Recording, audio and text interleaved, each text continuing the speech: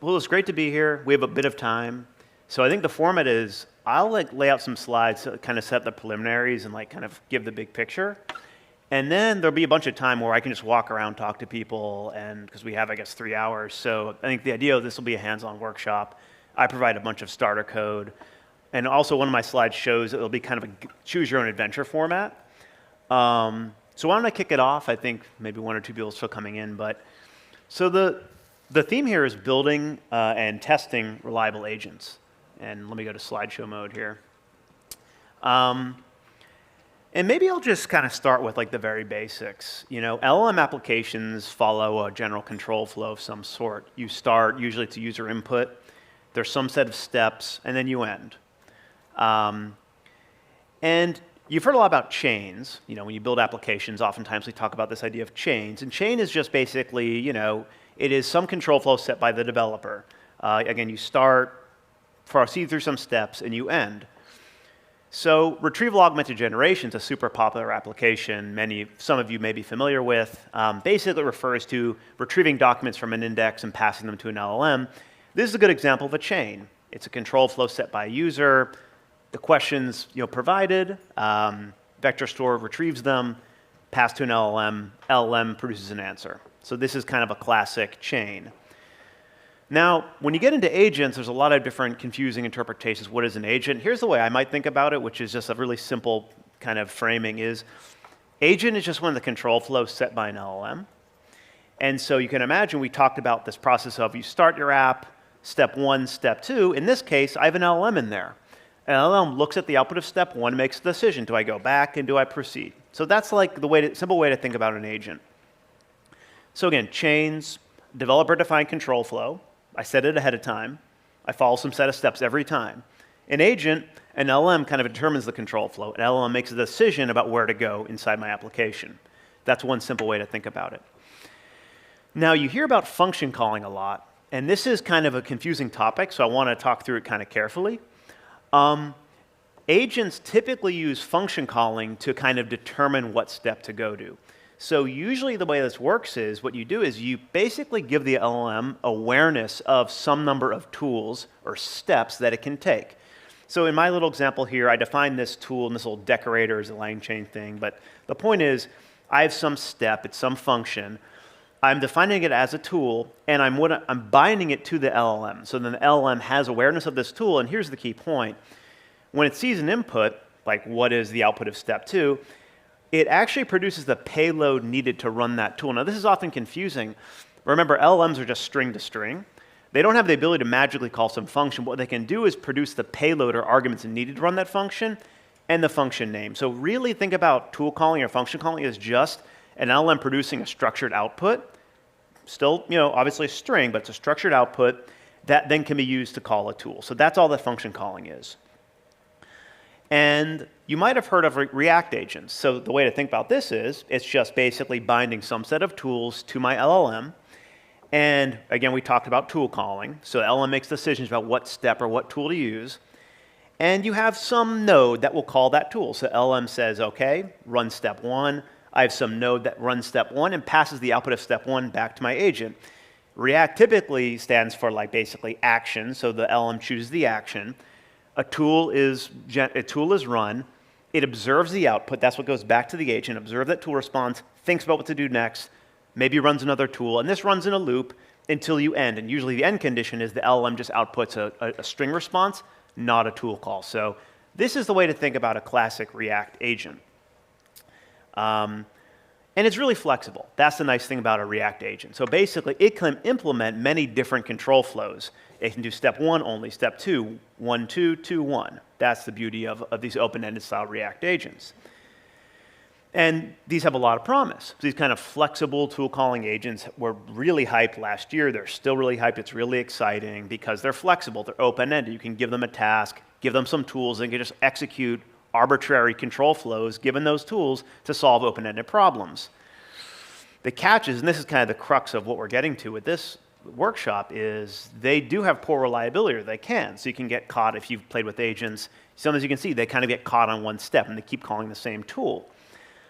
And really this is often caused by LLM non-determinism. LLMs are not deterministic. and also errors in tool calling.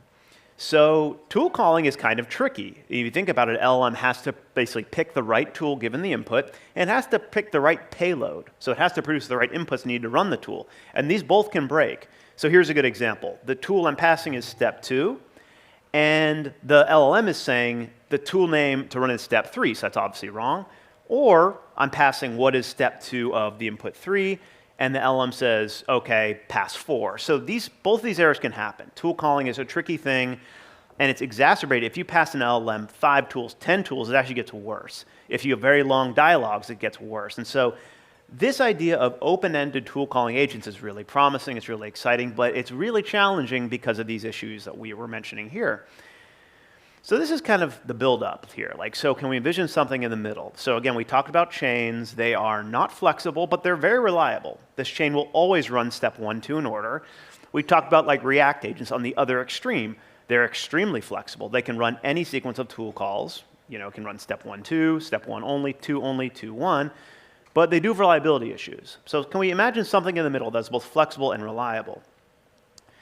So here's kind of the setup, and this is kind of the intuition. A lot of times in many applications, you have some idea of what you want the thing to do every time. So some parts of the application may be fixed. The developer can set, okay, I always want to run step 1, and I want to end with step 2. And you can inject an LLM in certain places that you want there to be some kind of branching or kind of optionality in the control flow, okay? So this is the motivation for what we call LangGraph. So LangGraph is basically a library from the LangChain team that can be used to express control flows as graphs.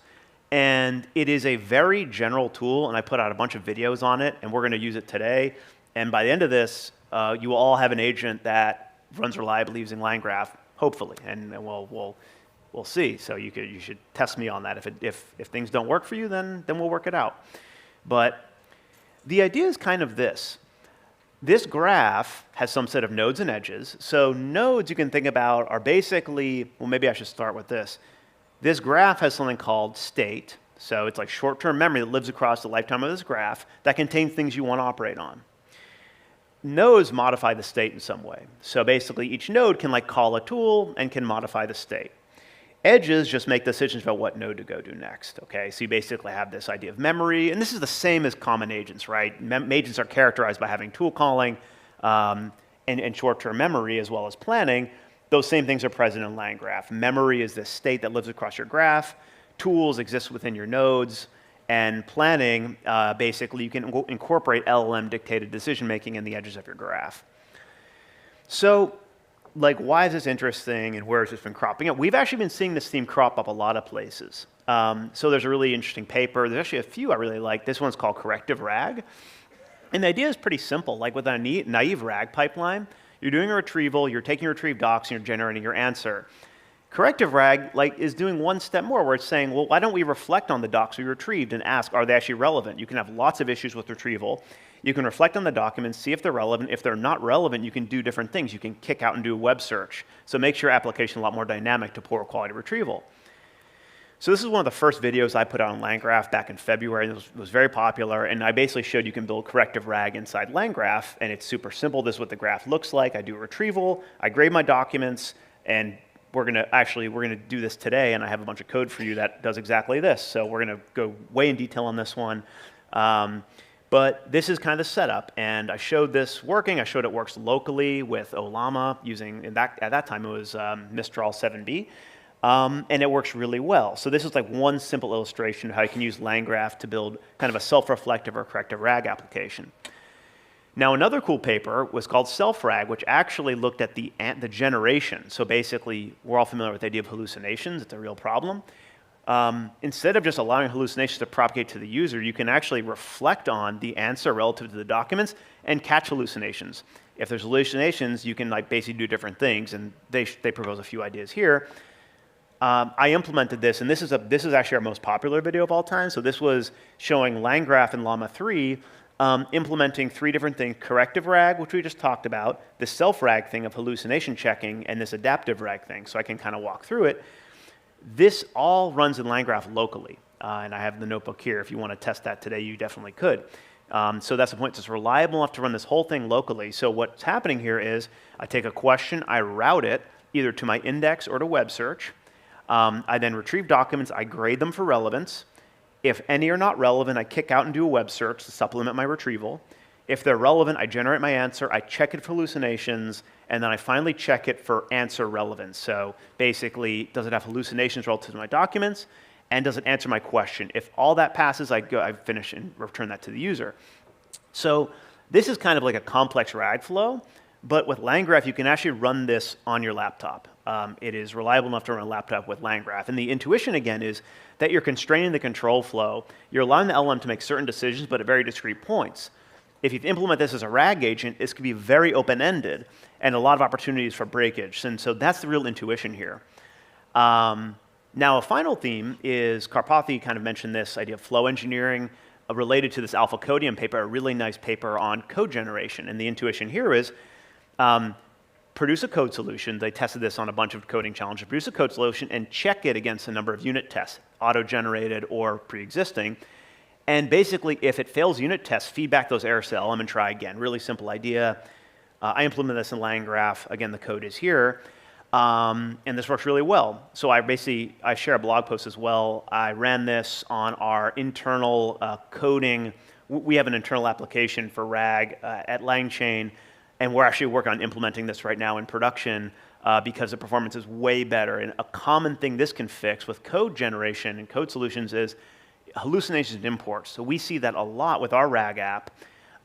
So what I did was I very simply implemented a unit test for import checks. Just run that. It significantly improves performance relative to without doing it. And so we're actually working on implementing this in our internal RAG system. So super simple idea that can really improve code generation. So, if I kind of like back up, what did we talk about? And we talked about chains. They are not flexible, which is fine in some cases. But a lot of interesting newer papers with RAG, for example, this idea of self-reflection is really beneficial. The ability to kind of self-correct applications can be really beneficial, not beyond RAG as well, for coding. So chains are very reliable, but they're not flexible. Now, if you go to the other end, like a classic React agent is very flexible. It can implement any sequence control flows through your different tools, but it does have reliability problems due to things we talked about, non-determinism, tool calling errors. And LangGraph kind of sits in the middle where you can actually implement these user-defined / LLM-gated control flows, and they can actually be extremely reliable because of that constraint. They are less flexible than a classic React agent, so that is true. So for very open-ended tasks, I do agree. Maybe you do need, a very open-ended, more like autonomous-style React agent. But for a lot of applications that our customers are working on and seeing, these kinds of like hybrid flows are sufficient, and you gain a lot of reliability. And so we've talked to a lot of companies that have implemented LangGraph successfully for agentic flows for this reason, because reliability is just incredibly important in a production setting. So this gets into, if you look at the slides, I have a few different notebooks. And what I show is, we talked about corrective RAG. These notebooks show how to build corrective RAG yourself. And I thought that's a fun starting application. It's a really popular one. It's super simple. There are not many dependencies. You can use your own whatever tool you want to use your web search. You can use other things as well. You should have a look at the notebooks, and I'll kind of walk around. And we're gonna keep going. I just want to this is just like a placeholder here. So if you want to test this locally, if you have a laptop capable of running things locally, then we have a notebook to support that. I use Olama. I can talk a lot about that. That's a really cool thing. If you don't, then I have two options for you. So one is a collab. So that's probably the easiest. If there's issues, let me know, but I've tested it. So if you have a Google account, you can spin up a collab. All you need is a few API keys depending on what models you want to use. It's all kind of there. You can set those accordingly. And I also have a notebook. So this just kind of is like gives you a roadmap of the different things you can try today, since this is a workshop format. And I'll just be walking around, and we'll do questions for a while. But I want to talk about the second half of this story. So one of the themes we're seeing a lot, and I think you're going to hear a lot of at this conference, is the challenge of testing and evaluation. And this is a real pain point. Like, for example, how do I actually know that my LangGraph agent is more reliable than the React agent? How do I know what LLM to use? How do I know what prompt to use, right? So testing agents testing in general is really hard, and agents in particular is challenging. So there's kind of three types of testing loops I like to think about. One is this in-app error correction, and that's actually what we just talked about. So LangGraph and LangGraph agents are really good for that. So basically, in-app error handling, where you can catch and fix errors, is really useful for code generation. For RAG, we just talked about that. So that's like placeholder one. Now we get into this idea of pre-production testing, and then finally production monitoring. And I want to introduce a few ideas on the latter two. So we just talked through this. Here we're going to build corrective RAG a few different ways, and I just showed the choose your own adventure stuff, and so this is just kind of reiterating that. But I want to show you some other things. So Langsmith is a tool from the LangChain team that supports testing and evaluation as well as monitoring and tracing. And so we've seen a lot of interest in this, and it's quite popular. It is really useful for doing these types of testings and evaluations.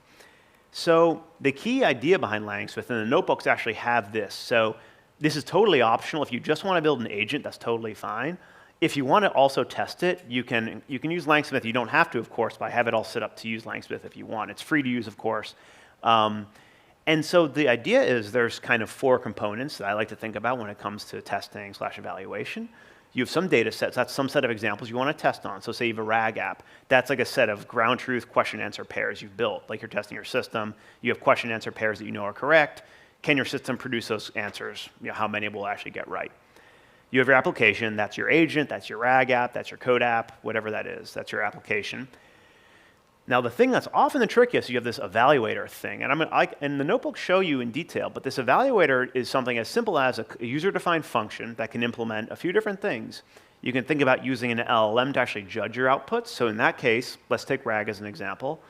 My application produces an answer. I have a ground truth answer. You can actually have an LLM look at those two answers jointly and reason, is it correct? And this is often very effective. It requires some prompt engineering. I have some nice templates in the notebooks to show you.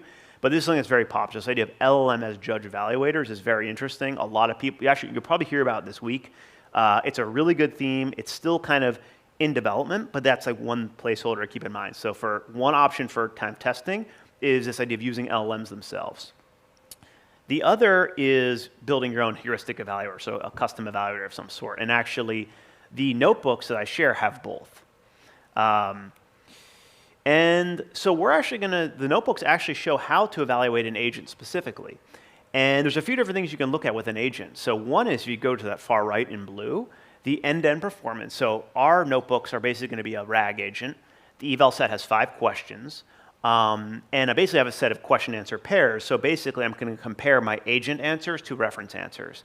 And we'll walk through that in the notebook, but that's kind of one thing. I just want to introduce the ideas. So one big idea is you can evaluate the end-to-end performance of your agent, right? You don't care anything what's happening inside the end-to-end performance.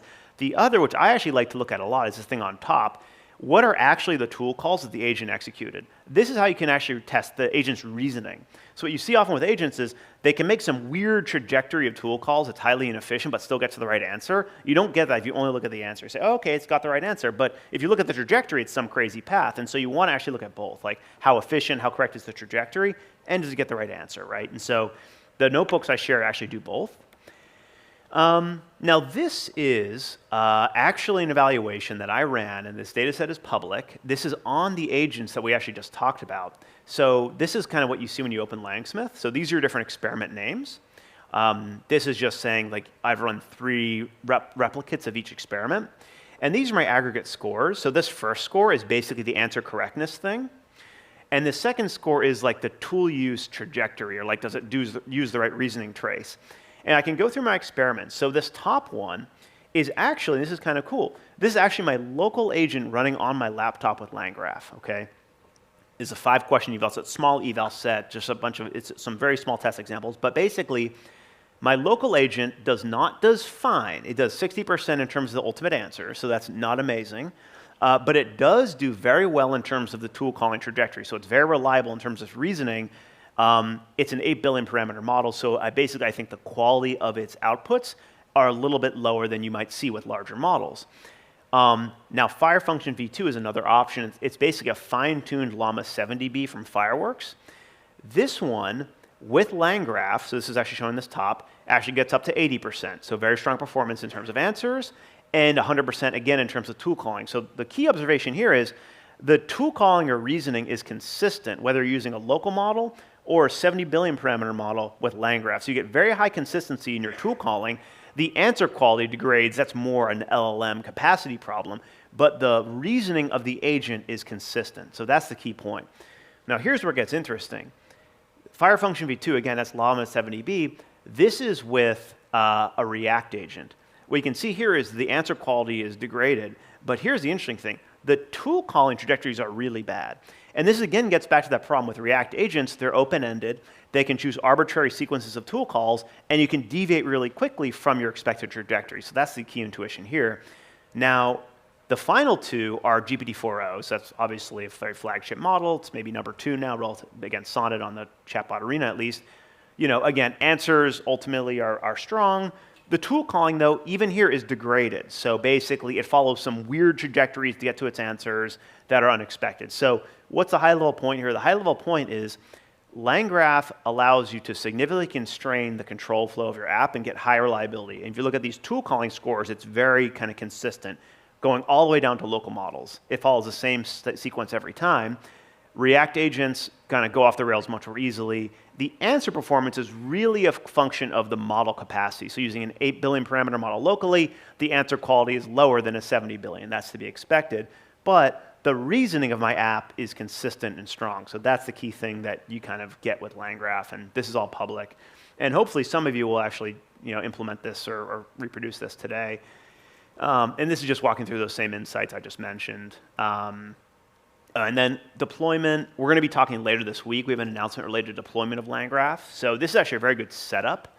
If you're playing with LangGraph, you enjoy working with it, we're going to have some really nice options for deploying later this week. And so Harrison will be here on Thursday to give a keynote on that one.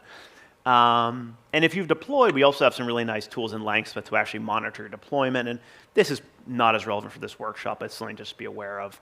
I can talk about if you're interested.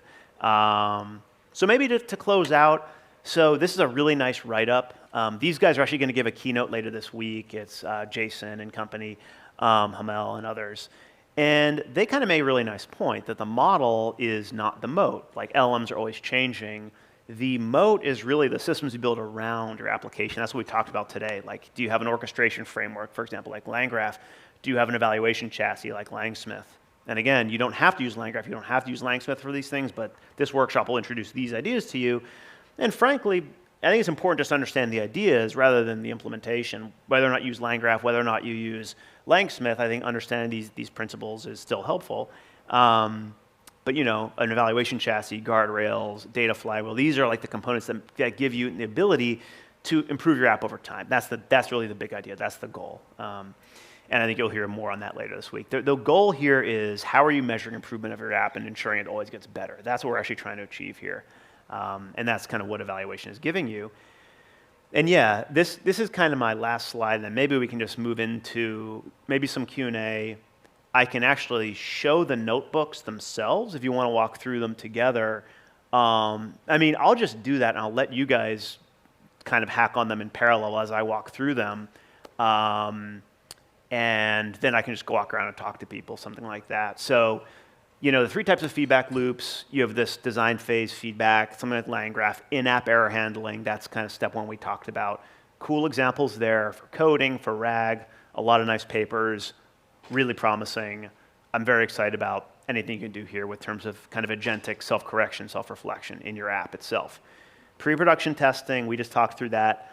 Building evaluation sets, running evaluations, testing for an agent, like your tool use trajectory, your answer quality, all really interesting and important. And then in production phase, production monitoring, this gets into, we didn't talk about it too much, but basically this stuff. So basically you can have evaluators running on your app in production, looking at inputs, looking at outputs, tagging them accordingly, and they can go back and look later. So that's kind of the setup here. I know that's probably a lot, and we went about half an hour. So if there's any questions, I can just open it up, and we can kind of talk through stuff. I can also start ripping through some of the notebooks just to kind of give you an overview of the code itself. But if there's any questions here, maybe happy to take a few, give you a minute to digest all that. Yeah. Is there a non-Twitter link to your slides That's a good point. Let's see. Is there a non-Twitter link to the slides? Let's see if the conference organizers give me some. I don't know if I have an email list for everyone in here. Is there a Slack? Yeah, if someone can, I actually didn't know there's a Slack, so that's very helpful. Yeah, if there's a Slack or an app for this conference, then please someone post. I appreciate that. I actually didn't know that. Thank you for that question. Yes, sir. So about testing and evaluation, does it really scale to predict the exact sequence of the agents? I feel if it's smart enough dealing with a complex problem, it's hard to say exactly how it is achieved that task. Right? Okay, this is a very good point. So I'm going to repeat the question now. How do you evaluate an agent's reasoning trajectory if it's a large and open-ended problem that can be solved in many different ways? In that particular case, you are right. It is hard to enumerate a specific trajectory that is actually reasonable. For really open-ended, long-running type problems, trajectory evaluation may not be appropriate. So one thing I would think about is, can you define a few canonical trajectories of tool use through your application? So it depends on the stuff. If it's a very long-running agent, I think it's probably infeasible. If it is a shorter run agent where it's you expect something in the order of maybe 5 to 10 steps, you can probably enumerate some set of reasonable trajectories and basically check, does it follow any of these? You can also do things, so you can do things like this. You can do things like check for the repeat of certain tool calls. You can be very flexible with this. I mean, it's kind of open to you. So you can look for is it repeating certain tool calls? You can look at recall, is it for sure calling this tool or not? So you can actually be very flexible. Actually, the way we set up Lang-Smith evaluator for this, it's just a simple function that you can define yourself.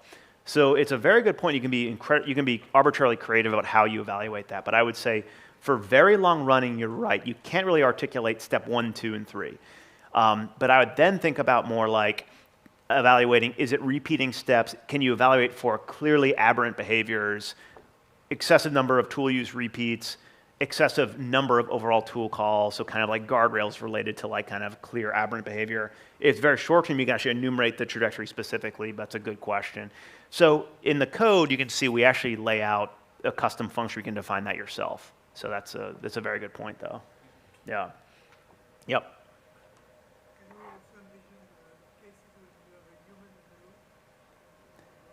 Yeah, human in the loop is a good one. The workshop notebooks I shared do not have that, but LangGraph does have some good support for human in the loop, and I can share with you some notebooks that showcase that. Also, what we have shipping on Thursday has very good support for human in the loop, so I will share some notebooks with you for that, and wait for Thursday for even more there. So if we're building a RAG-like application, right, pre-production, we can do this testing framework using a known set of, this is a question, here's the proper answer it should have been to evaluate things end to end. What I've been struggling to figure out is the right way to approach that pre-production where we don't know what the right answer is. And I'm wondering if Smith has any tools. Yeah. So the question was, this is actually a really good one. For RAG, I'm just going to go to our docs because I actually wrote a doc on this recently. So okay, you can still see my slides. For RAG, in a pre-production setting, it's easy to define, or not even easy, but you can define a set of question-answer pairs and evaluate them. When you're in production, though, how do you evaluate your app? Because you don't have a ground truth answer. So what are other things you can actually evaluate for a RAG app that don't require a reference? Yeah, so there is a conceptual guide that I will share. So this is actually our RAG section. I have kind of a nice overview of this. There's actually a few different things you can evaluate for RAG that don't require a reference that are very useful. Yeah, so it's this right here. So this is a typical RAG flow. So I have a question, I retrieve documents, I pass them to an LLM, I get an answer, right? What we just talked about and we showed is comparing your answer to some reference answer. Now, this is to be honest, pretty hard to do. You have to build an eval set of question answer pairs. Very important to do, but it's not easy. So what else can you do? So some of these we've seen that are really easy and actually pretty popular.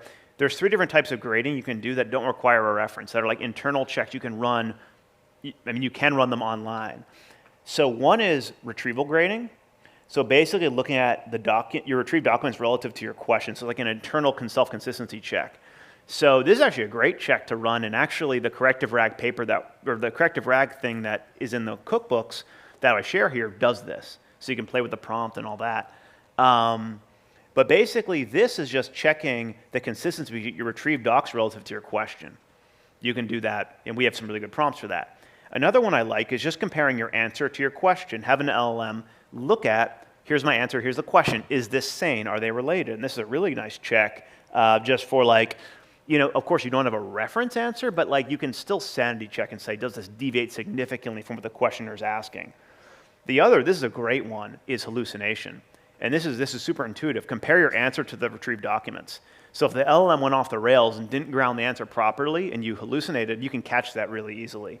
And so I need to get on this Slack because I want to share this link with you. I'll figure that out. I'll find you. But this is in our Langsmith docs. If you search Langsmith evaluation concepts, I actually have a bunch of videos that showcase how to do this. And I have a bunch of code as well. So, but those are 3 things you can do that don't require a reference. And we do run those as online evaluation with our application. So, yeah. Yep. Yeah, unit testing. So, yeah, okay. So do we have any thoughts on unit testing? So Langsmith supports PyTest as unit tests, but basically it depends what you mean by unit tests. Typically, like conventional software engineering unit tests are very effectively done in things like PyTest. There's a lot of frameworks for that. What I like to think about in unit testing with respect to LLM apps is kind of like what we show in this code generation example. Here we use some really simple unit tests just for like imports and code execution. Simple unit tests like this can actually run in your app itself. So basically one place you can think about putting unit tests are actually in your app itself within LangGraph for kind of in-app error handling or self-correction. So that's like one place for unit tests that's kind of interesting and new with LLM applications. They can live inside your app itself. Another good one for unit tests within app is if you're doing structured output anywhere in your application, which is like a really common thing people like, confirm the schema is correct. That's another good use case for unit tests within your application. Both of those things could also be done independently, like in CI outside of your application. So we are going to have more integration support for CI with Langsmith soon. I will check with the team on that. But I think the interesting idea for unit tests with LLM applications is this idea of inline within your app itself, because LLMs are so good at self-correcting. If you run unit tests in your application, they can often catch the error and then correct themselves. And unit tests are fast and cheap to run, so it's actually a really nice kind of like piece of alpha that, in fact, that's exactly what Karpathy was mentioning here, that running unit tests in line with your application is actually really quite nice. And produce significant improvement in performance in alpha codium. Cool, yep.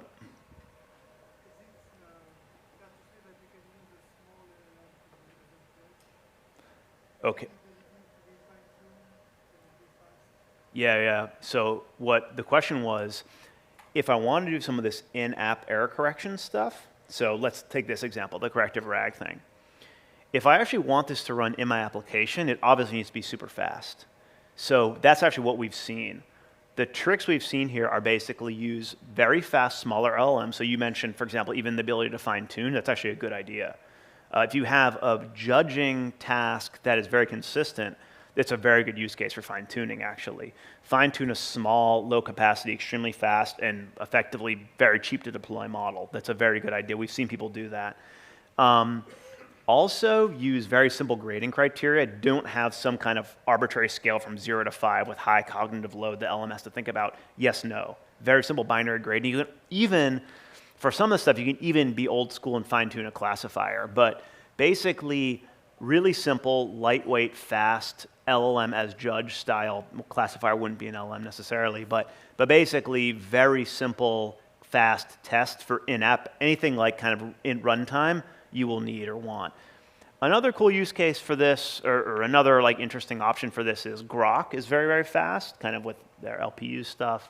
And they actually would be a very interesting option. We've done some work on that with Grok, basically for any of these kind of in-app LLM as judge error correction things, using something like Grok, which is extremely fast. But it's a very good insight. Fine-tuning your own model is actually a really good idea. We've seen people do that for these types of anything with LangGraph and in-app error correction.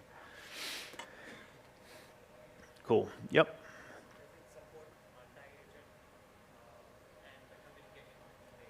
Yeah. We have some good cookbooks talking about multi-agent, which I, again, will need to find a way to share with you.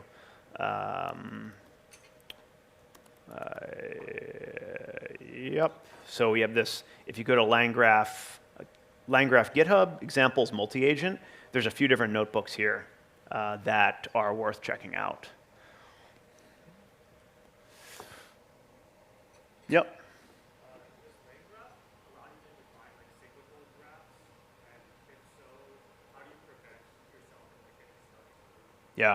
Yeah, so actually LangGraph is specifically designed for cycles. So some of the examples, like what we're showing today is only a branch, so it's a simpler graph. But for example, the React agent we'll show today is a cycle. So it's basically going to continue in a loop just like this. And what you do is you set a recursion limit in your LangGraph config. So you basically tell it to only proceed for some number of cycles. And this is default set for you. I believe it's like 20 or something like that. But that's what you're going to want to do.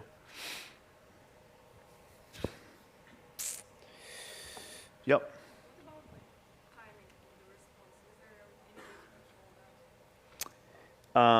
So the question was about timing of the responses. So do you mean like if you're implementing some kind of self-correction, how long that takes?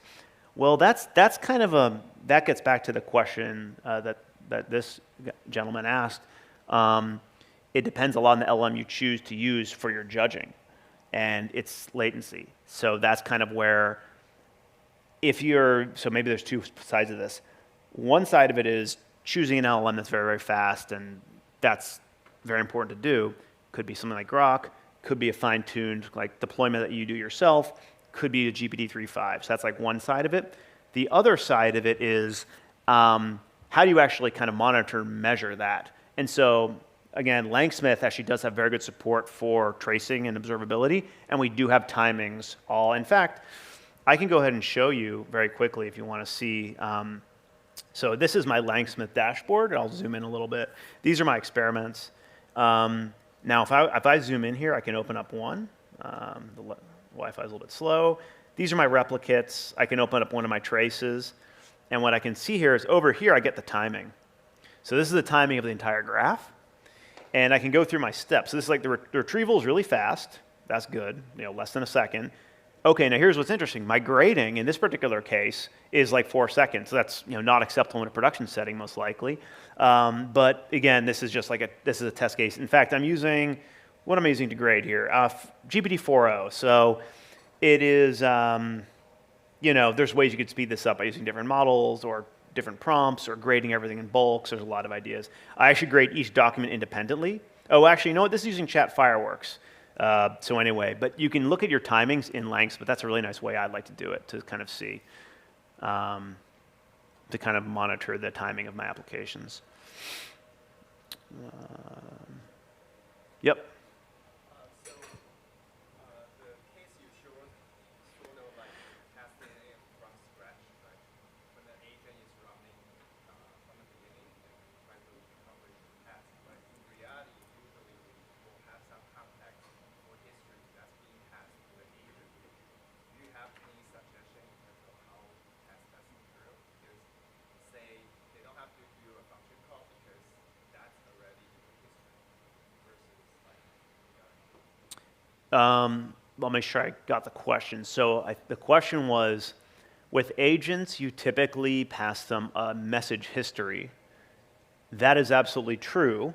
And in fact, the React agent that we implement here, like I can even open up one of the traces. We can look at it together. So, so here's a React agent with GPT-4o. Here's one of my traces. Let's open it up and actually see what's going on here. So what happens is, first, my assistant is right here. So this is OpenAI. Will, here's the system prompt, right? So your helpful assistant, you're answering questions. Here's the human question, right? So again, this is the start of our message history, okay? So and also these are the tools that the LLM has. And this is pretty cool. We can see this is the one it called. So what happened is our LLM, it looked at, here's our system prompt, here's the human instruction, and it says, okay, I'm going to retrieve documents. Great. So then it goes, and this is the tool call. It goes and retrieves the documents. Now that goes, so you look here, we can actually open up the retriever. What do we get? Here's our documents. Cool. Now it goes back to the assistant. So this is a looping thing. It started with our assistant. It made the tool call. The tool ran. We got documents. Now we get them back. Now let's go back to our LLM. So now our LLM, this is pretty cool, right? Here's the message history, like you were saying. Instructions, question, document retrieval. The documents that are retrieved are right here. And then now the LLM says, okay, I want to grade them. It calls the grader tool. And this is its reasoning, and this is its grade. So anyway, you are right that as this goes through, you basically accumulate a message history. And the LLM will use the message history and the most recent instruction to reason about what tool to call next. That's exactly how it works. I think I answered the question. Is there anything that isn't clear about that? So it is true. Like, let's look at an example, right? So in this particular case, right, the LLM sees the retrieved documents from the tool. And then it makes a decision. It says, okay, I have this tool response. It's retrieved documents. What should I do next? And it says, okay, well, why don't I go ahead and grade them? And it calls the grade tool. So it looks at the message history and reasons about what tool to call, and that's exactly how these React-style agents work. And the whole issue is that's kind of a noisy process. Like, it can look at that whole trajectory, it can get confused, it can call the wrong tool, then it's on the wrong track, and that's exactly why these more open-ended tool calling agents fail. Let's say, like in the second follow-up question to the agent. Yep. That technically should follow similar pattern to calling, right? But because sometimes the data can retrieve from the first batch of tool call. Or is there a good way to like kind of structure your testing so that you can evaluate almost multiple iterations of questions, not just like a single question and then get a Okay, right. So I think the question is, well, let's say this is a multi-turn conversation where the user can go ahead and ask a second question, of course, and that whole kind of message history will be propagated. Yes, that is a common pattern. And that, let's see, I mean, what's the question on that though? Like, it could use context from its initial trajectory to answer the second question for sure. It'll probably look at that jointly when it's deciding what tool to call. So for example, if it receives a question and in its message history it sees the context need to answer the question, the agent could probably decide, okay, I don't need to retrieve documents again, I have the documents needed to answer the question, I'll answer that question directly. So it is true that in a multi-turn conversation, the agent can look at its message history to inform what to do next. That's definitely true. Here, I don't consider evaluation of multi-turn conversations, but it's a good topic, actually. I don't quite have a tutorial for that yet, but I could think about putting that together. Yeah, that's a good point. I'll make a note of that, actually. Yeah, so multi-turn is a good one. Cool. Okay, yep. Test units are cool because they reduce the hallucinations you can actually run within the app and so on and so forth. But have you experimented with test group and all like super code and writing tests and then you're going to do that for an open-ended token tasks? So the question is, I believe, have I tested like the ability to kind of online auto-generate unit tests?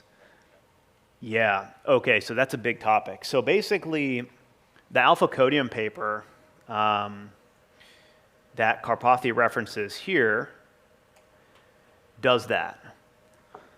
I have not tested that because it does ramp up the complexity, because then you're relying on, and I don't think, I mean, that would be aggressive for a production setting, because basically be relying on an LLM to auto-generate you unit tests, testing against things that are auto-generated. There's a lot of opportunity for error there. I think it's interesting, particularly in terms of like offline challenges like this, but in terms of like a production application that feels pretty hard and risky, but it's an interesting theme. The thing I've tested more on, I found to be very effective, is super simple, crisp, lightweight, free, effectively unit tests. Like, again, the good use case I found was our, so LangChain, we have an internal RAG application called Chat LangChain, and it indexes our documents and provides QA. It occasionally hallucinates the imports, and that's a really bad experience, right? If you take a code block, copy it from this app, and then this import doesn't exist, it's like, what the hell? You know, that's really annoying. So I incorporate a really simple check where I have a unit test that just, it does a function call where it extracts the imports from the code block, from the answer, and it tests the imports in isolation. If they don't exist, there's an error, I feed it back to LM and say, look, this isn't a real import, try again.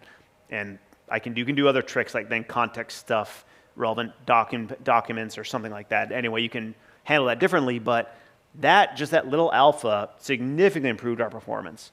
So I kind of like simple, lightweight, free unit tests. The idea of online general unit tests is interesting, but like opens up a lot more surface area for errors. The idea is that, if you think about how unit tests look like, they oftentimes seem easier to write than the code, and you document better structure. So we use that for like not reviewing the outputs of some things, but have the unit test does it, and then we use the hallucination. I'm wondering if going further and writing the test before you actually implement would lead to a better implementation. Yeah. So the follow-up there was, let's say you're trying to write the test before the app is implemented. I see, yes. So they also do that. So basically for each question, so the alpha codium work references existing unit tests for a given question as well as auto-generates. So you are right that it would be interesting to have a bunch of pre-generated unit tests that you know are good for certain questions and to run them. Absolutely. Hard to do in a production setting with an open-ended input, but potentially very useful in, well, okay, even in a production setting, you could maybe have some battery of unit tests and based upon the question type, pull related unit tests that you know are going to be relevant. It's a good idea. Yeah, it's a good idea for sure. So basically using some battery of dynamically chosen pre-existing unit tests based upon the question type or the documentation, whatever documentation they're asking about, that's a good idea. And for like larger projects, if you want to test for regressions, they're very difficult to do otherwise. Yeah, he was saying, so for larger projects, you can also use that to test for regressions. Yes, that's definitely a good idea. And this paper does incorporate that idea as well as this auto-generated unit test thing, which is a little bit more aggressive. Cool. Yep. Spoke out some of the self-RAG, for instance, LLM checking, LLM results. There are some other frameworks that try to do this with different agents, software, right? Julia is one. Microsoft has one as well, but it's added complexity. Yeah. Added latency. I was wondering if you've seen those frameworks give better results that would justify the latency complexity, or whether the use cases that you've seen kind of this one checker, one reflection of is. Yep. So the question was, in some of these self-reflective applications, like let's say this one, the self-reflective RAG, right? We're doing a few different checks here. We're checking documents, we're checking hallucinations, we're checking answer quality. Instead of having some hard-coded single prompt to do that, can you have another agent, like kind of a checker or a grader agent that's a little bit more sophisticated? I have, and he mentioned a few frameworks. I have not played with them. I think it's interesting. I think it's one of these things where it's really good for kind of academic papers. It's very interesting. It's really good. It could be good for offline testing in an online or production setting. Or it's the latency and complexity is probably a bit much. I think in a production setting, it goes back to what I think this guy was referencing. You probably would want something that's extremely fast, lightweight, and I would not think about like a multi-agent system in a production setting doing any kind of grading. This whole idea of LLM as LLM graders is kind of a new idea. So I think this idea of like more complex agent graders is interesting, but we're kind of we're taking baby steps at this point, especially in a production setting. So I'd probably shy away from that for now, particularly if you're thinking about production, but for something offline or experimentation, it's probably interesting. Yeah. What's the best practice that you've seen so far for performing tests or evaluations on those cycles?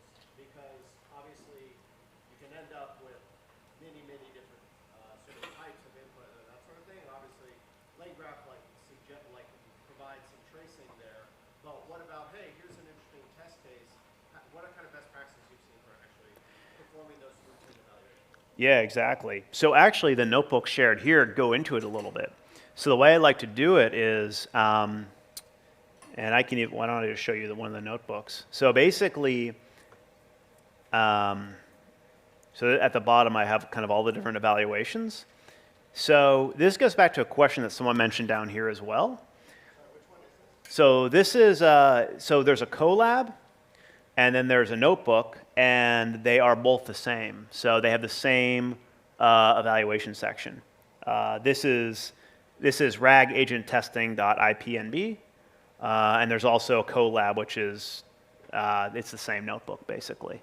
It's in the slides. Just make sure you got those links. But to your question, so the way I did it, and you can be very flexible with this, is basically I define the expected trajectory through the nodes of my graph. And in this particular simple case, the trajectories that I expect are basically retrieval, grading, web search, generate, or retrieval, grade, generate. Those are the two expected trajectories that I want to take. Now, in this case, I don't do cycles. If you did cycles, you could just incorporate more steps here to say, okay, here's kind of the expected number of steps I want or expect to see through that cycle. And I think someone mentioned here, if you have a really open-ended challenging task, then it may be hard to enumerate exactly. But for a lot of like more production setting applications where these are not extremely long running, you can enumerate, here's the steps I expect to take through the cycle. And the way I do the evaluator, it's as simple as this. There's not much code. It's all in the notebooks. But basically, I compare the tool calls that the thing did to these trajectories. That's it. Super simple. So that's how I would think about it. I keep it really simple. I would basically try to enumerate, here's the steps through the cycle I want it to take. And yeah, go ahead. Just to make sure I understand. Right. Basically, you're using, so in the LangGraph concept, Yep. basically using the nodes and saying, hey, I expect it to be calling these tools along the way. That's it. And that's how I'm performing my evaluation. That's it. That's it. So it's actually really simple. And this is actually a good point. In the LangGraph case, for this custom agent, you'll see, all I do is, for every node, and we can get into the code if we want. Maybe people have already explored. So, well, I'll just answer the question directly. Then we can back up and go through all the code if we want. But basically, each node in my graph, I just append this step name, right? So like retrieve, I just say retrieve documents. This is my generate node. I just append this thing, generate answer, and I return that in my state as steps. So then I have this record of the steps I took in my graph. That's it. And I can go ahead and fetch that at eval time and compare it to what I expect. That's all you're doing. So that's how it would work with like the custom LangGraph thing. And now with the React agent, actually it's a little easier because the React agent uses a message history. So I can just go to my message history, and that's exactly what I show here. You can strip out, I guess I do it up above, but basically I have this function in the notebook. Let's see, where is it? Yeah, it's find tool calls, React. So it's this little function that will basically look at my message history and strip out all the tool calls. So yeah, it's a nice little thing. With a React agent, it's really easy to get the tool calls out. With LangGraph, I just log them at every node. And then at eval time, I just can extract them.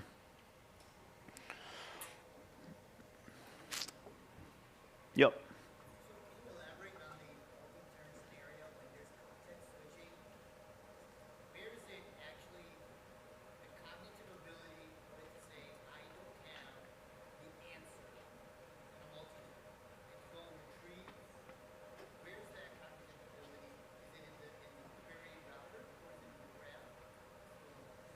Yeah. So the question was, with an agent in a multi-turn conversation setting, how does it know whether or not it has the answer to a given question? Where to go, exactly. Yeah, that's right. So there's a couple different ways to kind of break this down. So with these agents, there's a few levels of instruction you give it. First, you give it an overall agent prompt.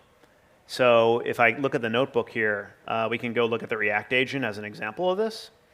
So the React agent is defined right here. This is kind of like the planning step. Here's my naive prompt, okay? So your helpful assistant is tasked with answering tasks, use the provided vector store to retrieve documents, grade them, and go on. Now let's take the case that's more complicated. Let's say I had 2 vector stores. So one thing I can do is I can explicitly put in the agent prompt, you have 2 vector stores, A, B. A has this, B has this.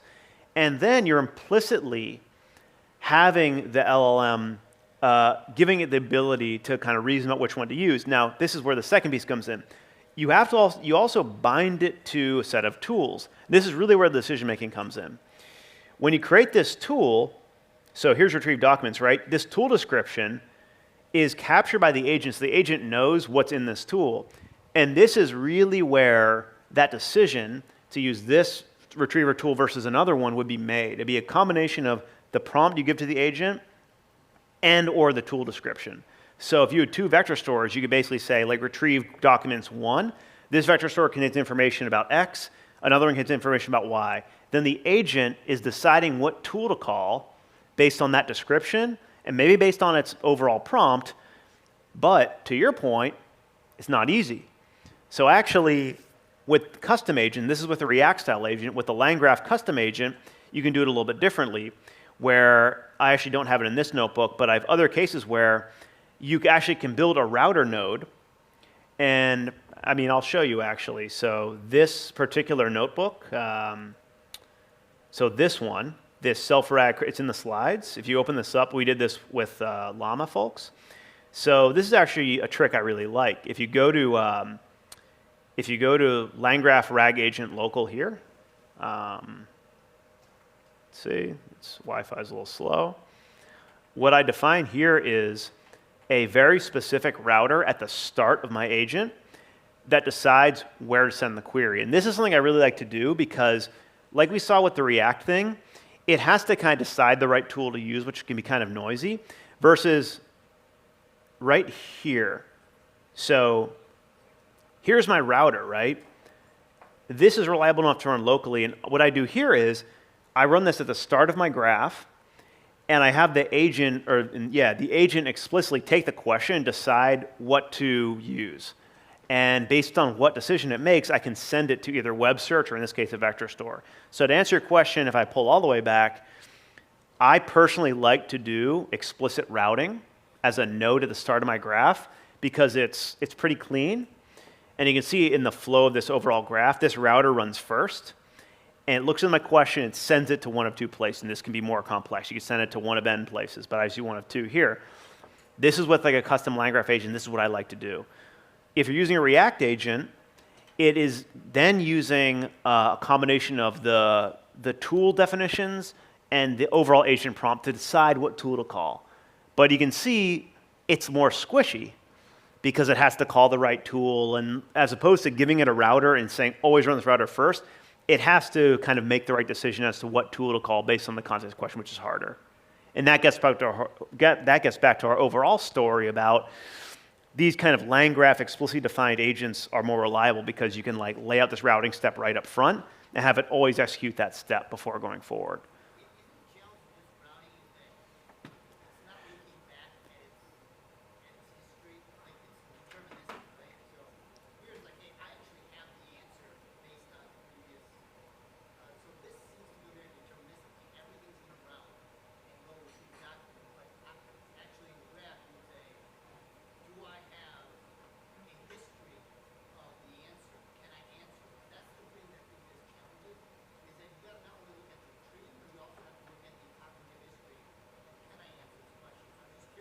Yep. Okay, got it. So the question was, how do I incorporate the idea of routing with history? So here's what you would do. It's actually, it should be pretty straightforward. You can define this router node in your graph, and that router node, I should go down to it. So basically, here's my graph, and here's the route question node, right? Yeah, actually, in this particular case, it's an edge. Don't worry about those details. Basically, what you could do is you could have a node that takes in the state. Now, that state could include your history. So what you could do is, in that router prompt, you could really easily, here, include another placeholder variable for like your message history or something. And what you could say then is, make a decision about where to go next based upon the question and based upon something in a history. And so you actually would plumb in your message history here and use it to jointly decide what to do next. So that's actually really easily handled in LangGraph using a node, and you can reference the history that you can pass into that node as state.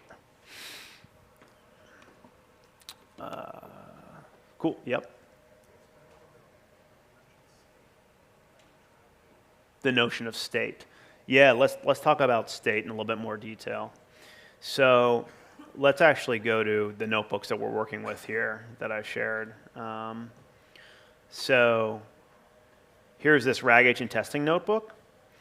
So if you go down to the custom LangGraph agent, the way you do it is, I'll find the state. Yeah, so here's what I call graph state. So the graph state is basically something that lives across the lifetime of my graph. I typically like to do something as simple as just a dictionary. So basically, this is a RAG graph. And here, I'm basically going to define a number of attributes in my state that are relevant to what I want to do with RAG. A question, my answer generated, whether or not to run search, some documents, my step list. And basically, the idea here is that I define my state up front, and then at every node, I exactly accept state as the input, and then I operate on it in some way and write back out to state. So basically what's happening is I define state generally up front as like a dictionary or something like that. It's a placeholder for things I want to modify throughout my graph, throughout my agent. And every node just takes in state, does something, and writes back out to state. That's really it. So basically it's a way, you can think of it as a really simple mechanism to persist information across the lifetime of my agent. And for this RAG agent, it's things that are really intuitive for RAG. It's like question, it's documents. And so let's take an example. Like, okay, here's a fun one. So my grade documents node, right? What I'm doing here is I'm taking in state, and from my state, it's just a dictionary. So I'm extracting my question, I'm extracting my documents, and I'm appending a new step, because I'm notifying, hey, here's my new step. And basically, I'm doing some operation. I'm iterating through my documents. I'm grading each one.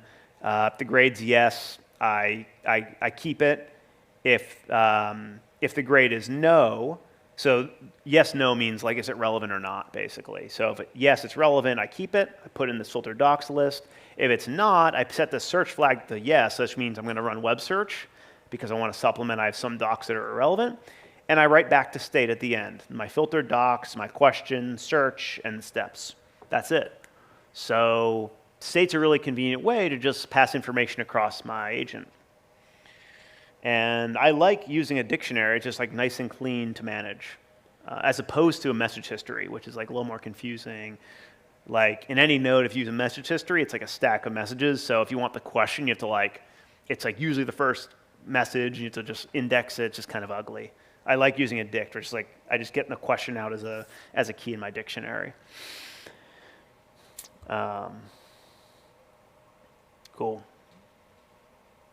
Let's see, we're about an hour in. I can also, let people just hack and walk around, talk to people, stay up here, whatever's best. And you keep asking questions if you want to. I think people are just working, doing their own thing now anyway. So I might ask one question just for fun. Is anyone interested in local agents? We didn't talk about that too much. It's a big theme. Yeah, so I shared a notebook for that. And by default, I am using Llama 3. You can absolutely test other models. So this is set up to test just Llama 3 with Ollama. Try other things. I have a M2 32 gig, so 8B runs fine for me. If you're something bigger, you could actually bump that up a little bit. So that can be a nice idea. Yeah, exactly. 70B is, it's unfortunate that, I actually want a bigger machine so I can run that. Because I found for tool calling, 8B is really at the edge of reliability. So that's actually why you really can't run the React agent locally with an 8 billion model reliably.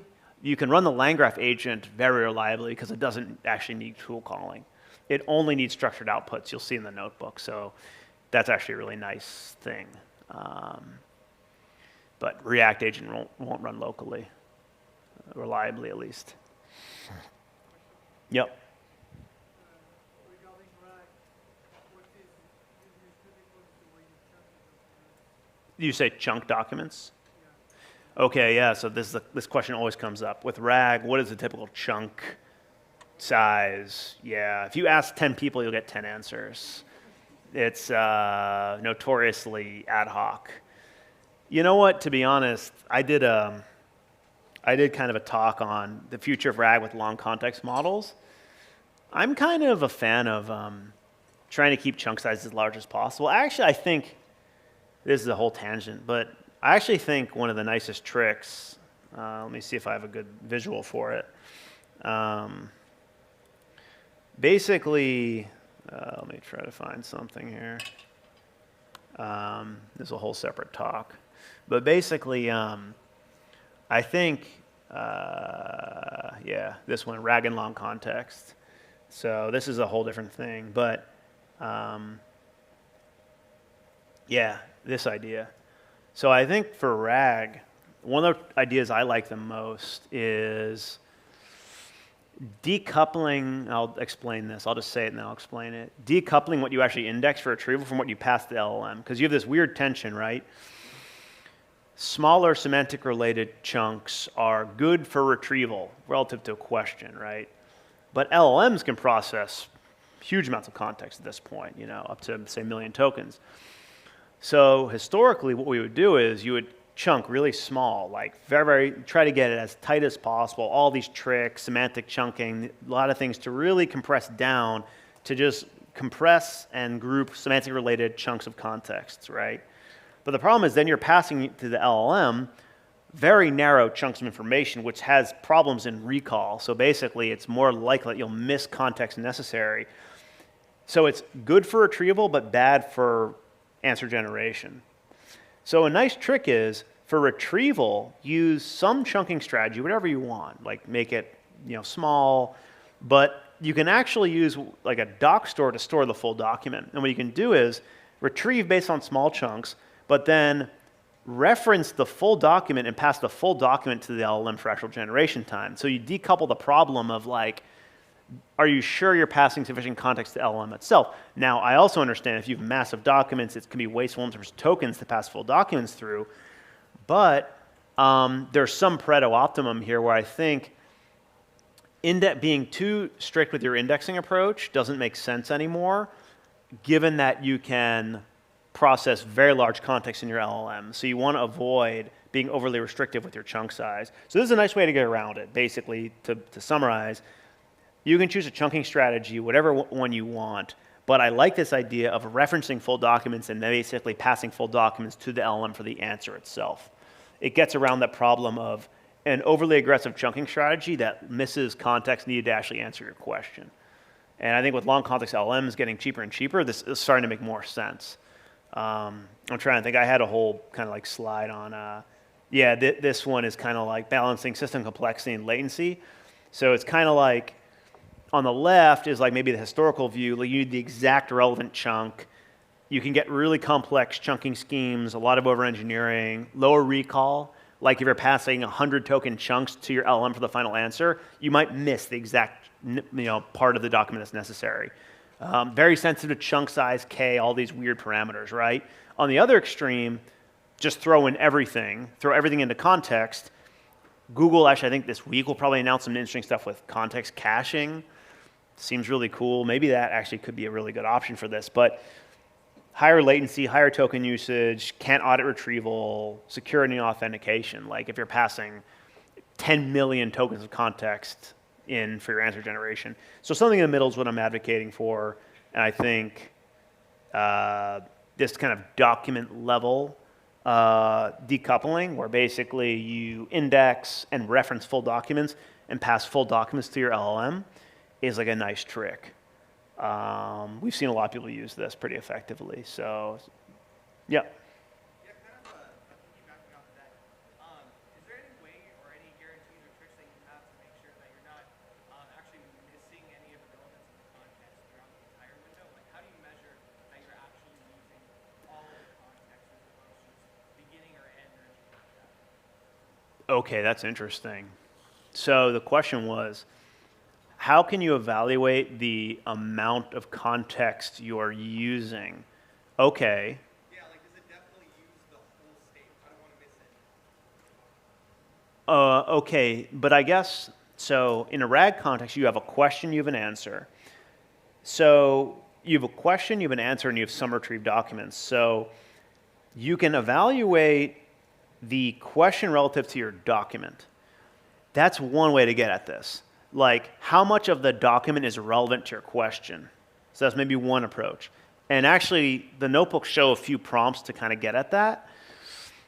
And actually, a good way to think about that is you can think about document precision and document recall. And this is a little confusing maybe, so I should explain it. It's basically, document recall is, does the document contain the answer to my question anywhere? So let's say you have a 100-page document, on page 55 is my answer, recalls 1, it's in there. Precision is the other side of that coin, which is, does it contain information not relevant to my question? In that particular case, huge amount of irrelevant information, so recall will be 1, precision will be very low. So that's one thing you can do. You can actually look at your retrieved docs, measure precision and recall. That's like one thing I think I would probably like to do there. And that's probably the best way to get at this question of like, how much of my documents am I actually using? Now, with this approach, your recall will be high, your precision will be kind of low, and you would say, I don't care, it's fine. If I have a model, it's super cheap to use large number of tokens, I'm okay. Maybe I'll frame it another way. I care more about recall than precision. I want to make sure I answer the question. If I pass a little bit more context than necessary, I'm okay with that. Versus if you're a precision-gated system, then you would say, okay, I'm going to miss the answer sometimes, so I'm okay with that because I never want to pass more context than necessary. I think a lot of people are moving towards higher recall because these LLMs are getting cheaper and they can process more context. So that's kind of how I might think about it. And I think this approach is a nice idea of indexing full documents or indexing chunks, but then referencing full documents, passing full documents to your LLM to actually generate answers. So, yep.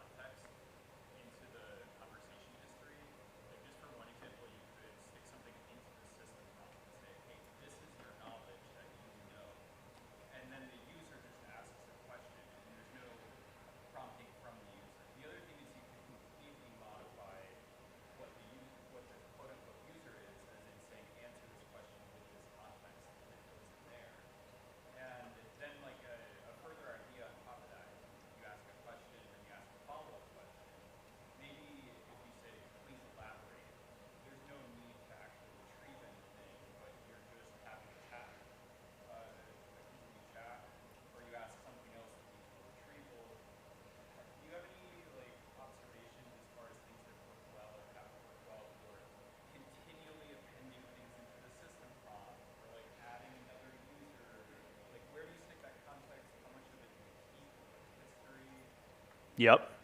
Yeah, okay, so this is a great question. The question was related to kind of like agentic RAG and where to actually put documents. So let's walk through the cases. So case one is I have a fixed context for every question you're just going to ask. Let's say I have a RAG bot against like one particular document, and that document is always going to be referenced. So that you make a very good point. In that case, what I would do is, let's go back to our like agent example. You can put that in the system prompt itself, like you said. So, and actually, I'll mention something else about this. It'd be like right here. So here's your system prompt for your agent. You just plumb that whole document in. You say, every question you're going to reference this document. You don't need retriever system. You're done. That's a very nice case. No retrieval complexity. You just context stuff your whole document. The thing that Google is going to announce this week, I believe, this context caching seems really interesting for this, because basically what they're saying is, if I get it right, I think Logan will speak to this, but and I think they have a context window, 1 million to 10 million tokens is huge, right? So basically you can take a large set of documents and stuff them into this model effectively, and they house them for you somehow. I think you've some minor data storage fee. But then for every inference call, they don't charge you for all those tokens that are cached, which is pretty nice. So basically, here's the use case, to your point exactly. I have some set of documentation, it's 10 million tokens. That's a lot of pages, hundreds of pages. I have it cached with the model, and every time that user asks a question, I don't get charged 10 millions of tokens to process the answer. They just cache it for me. Really nice idea. So that's your point of like the first thing. That's like not quite in the system prompt, it's in like the cache, but that's the same idea. So you have cached or system prompt fixed context. That's like case one. So case two is you want to dynamically retrieve. So you can't stuff your context. Maybe you have a few different vector stores like we were talking about here with routing. In that case, yeah, you have to use an index of some sort, maybe a router to choose which index to retrieve from. So that's kind of case two. And I'm trying to remember so like in that particular case, for follow-up questions, how do I kind of control whether or not I re-retrieve or not? So that's the nice thing about either one of these agents. It has some state. So the state lives across the lifetime of the agent. So basically, the agent, and this actually gets exactly to what the other question was on. Let's say I built my agent with, I'll show you right here. So let's say I have a router node at the start of my agent, okay? And that router has access to state. What I can do is then, given a question, this could be, let's say it's a multi-turn thing. This is the second question in my conversation. I have an appended state from the rest of my discussion here. The agent knows it returned an answer. So basically, when a new question comes in, you could pass like the entire state back to that router, and the router could know, okay, here's the docs I've already retrieved, and it can basically then decide to answer directly because I already have the answer to the question. So that's a long way of saying you can use state, either message history or explicitly defined in your LangGraph agent, to preserve docs that you've retrieved already, and then to just use them to answer a question without re-retrieving. So that's kind of what these RAG agents can be really good at. That was kind of like storing that in short-term memory and reasoning about, hey, do I need to re-retrieve or not? So that's exactly the intuition behind why these RAG agents can be pretty nice. Yeah.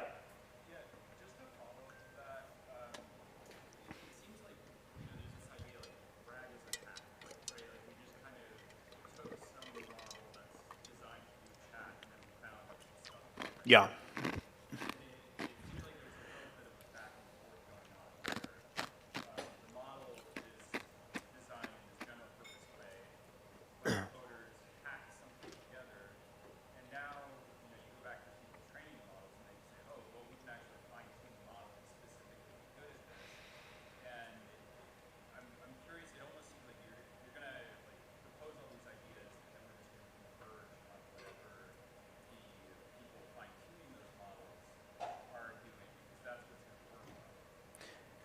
Yeah.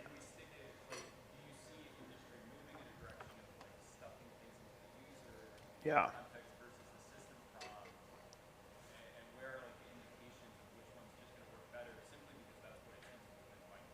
Yeah.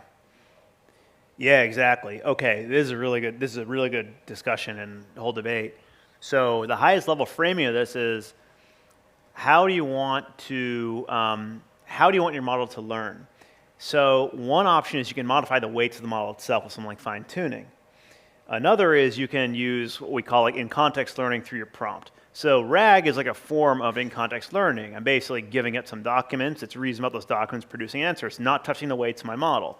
Fine-tuning would be taking the knowledge I want to run RAG on, fine-tuning your model, and updating the weights so that it has that knowledge.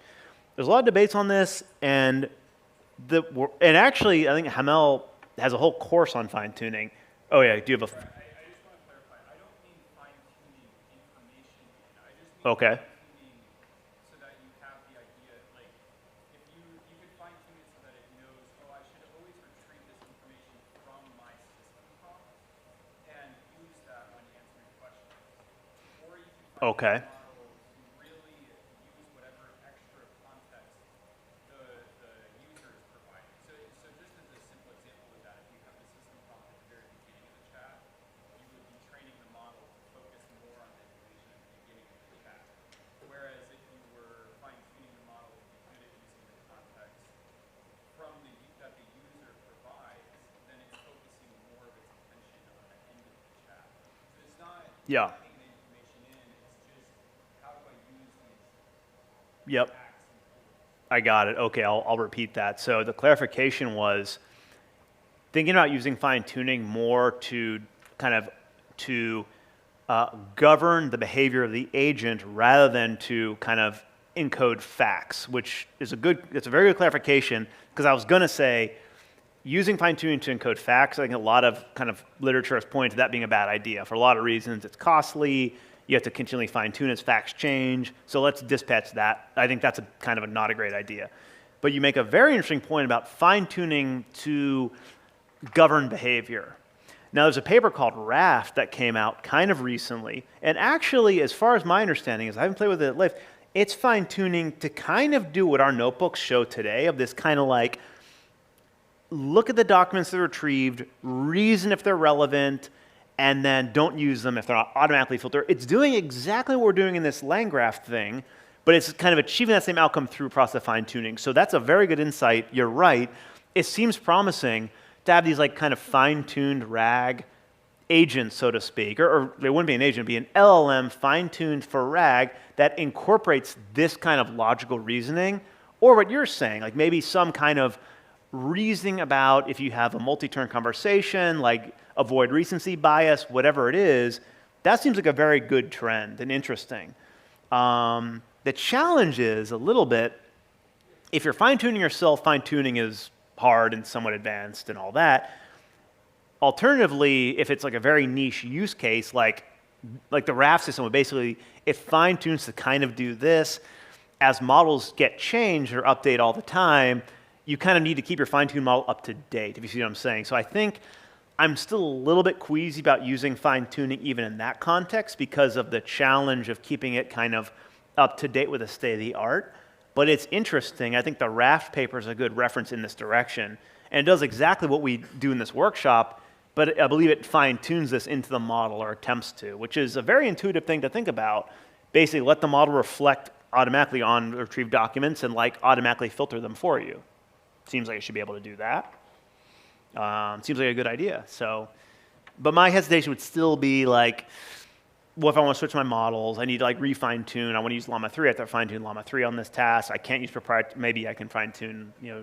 GPT-4o might have fine tuning now. I'm not even sure. I can fine tune GPT. So again, if you have fine tuning myself, that's hard.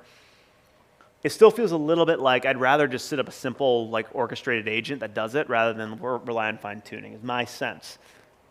Yeah. I guess I'm not really imagining the person doing or implementing RAG doing that fine tuning. I kind of think of Yeah, the provider. an analogy, like Tesla's data engine that Anthropic had Right. years ago. You keep adding into that long tail.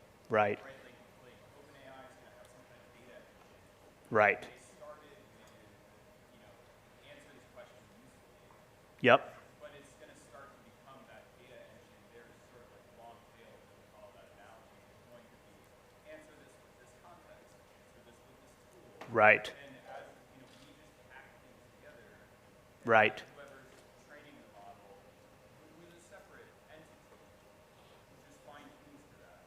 But there's got to be some kind of like back and forth. Right. Ultimately, there isn't quote unquote like this is the right way to do it, but if that's the way that it's fine tuned, then it does become the right way. Yeah, okay, so that's a very good point. I think this is also a very big debate.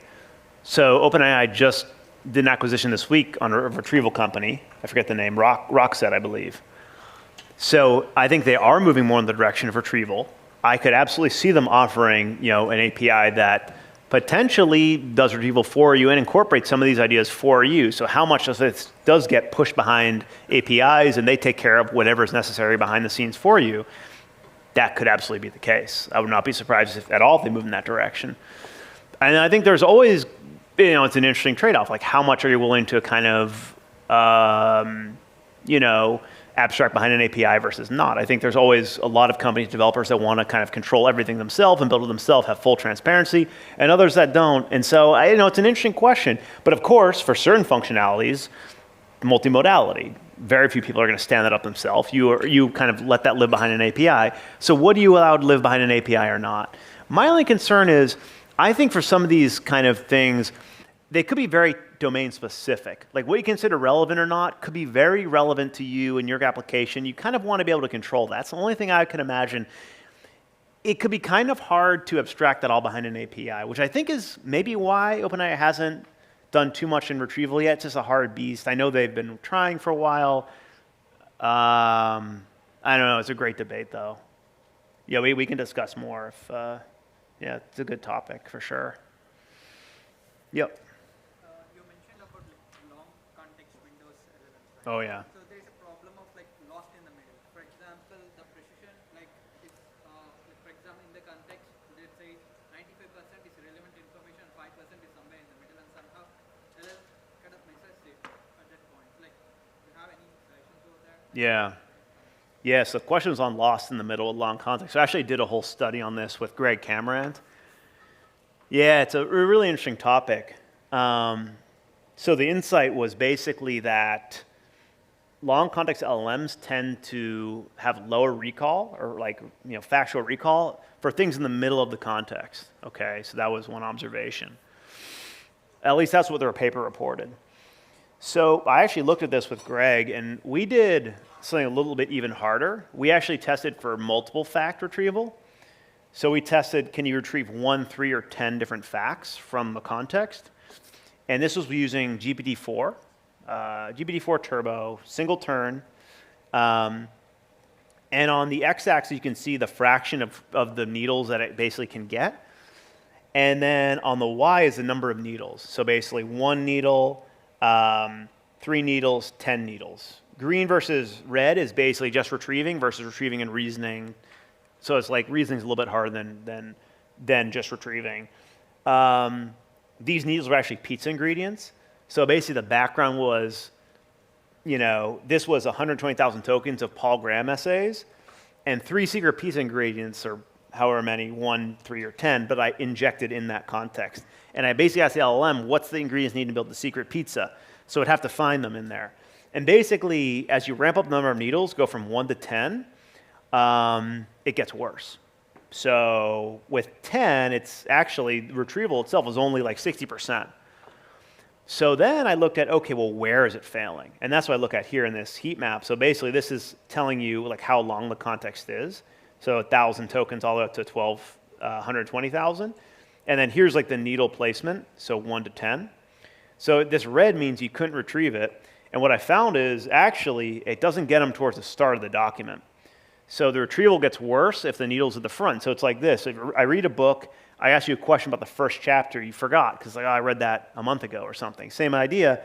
And actually I put this on Twitter and then someone said, oh yeah, it's probably recency bias. And that's a good point that basically the most informative tokens in next token prediction are often the more recent ones. So basically these LLMs learn a bias to attend to recent tokens, and that's not good for RAG.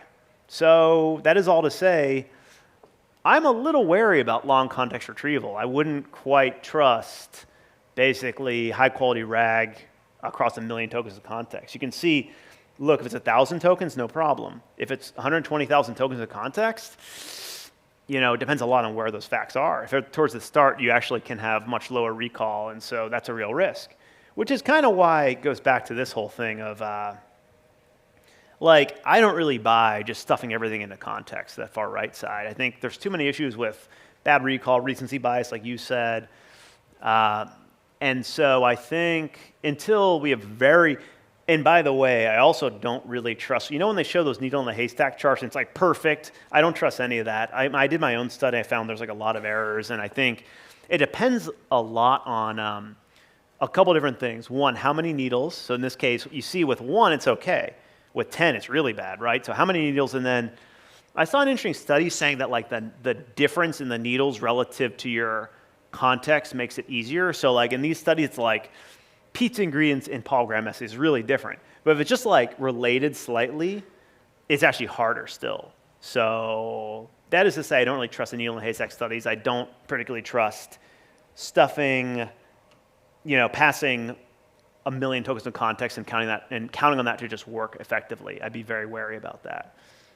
That's kind of my thing. But in these studies, look, 1,000 tokens of context already, that is if you're stuffing 1,000 tokens, that's actually still pretty small. So yeah, I just be wary about retrieval from very large contexts. Yep. What about the number of tools? Is it better to have small unit tools versus Yeah. complex ones? Okay, yeah, that's a great question. With agents, the number of tools. This is a really big issue I hear mentioned a lot. So if you recall, if you go back to the agent stuff,